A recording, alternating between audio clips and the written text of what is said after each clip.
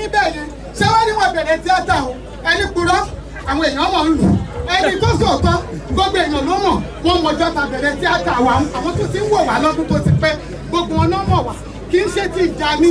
eléyìí tọ́jú orí 50 ta bẹ̀rẹ̀ tíátà yẹn òun ló dẹ́rù bà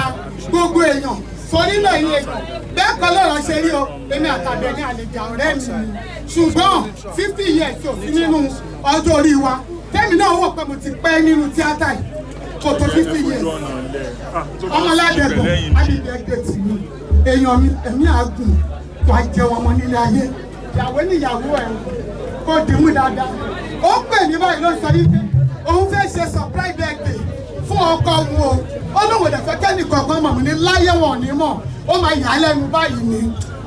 ọlọ́run nígbà ìyàwó ẹ̀ lọ́wọ́ ẹ̀ o ọmọ ládẹ́gbẹ̀ láyé tó mo fẹ́ kọrin lágbàbẹ̀ náà lóun ò rí orin kan èmi kò rí orin yẹn kọ̀ ṣùgbọ́n láyé ká ọmọ tìrí kan dé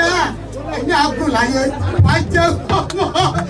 jẹ́ ọmọ gbogbo ayé èèyàn láfihàn ọláìkí gbogbo yìí dáadáa ẹni àtàbí ẹni ọjà o ṣùgbọ́n 50 years yẹn ẹjẹ́ àyọ̀ kúrò ká wọ́jọ́ orí wa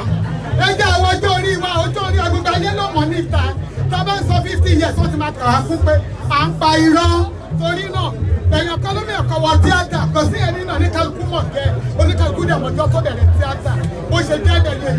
lọ́fíìsì. ẹ jẹ́ bá a pàtẹ́wọ́ fún wọn bá a. Hey, thanks for watching this video. Subscribe on our YouTube channel. Subscription is free. You can call us on 0080597807 for your event coverage. Thanks.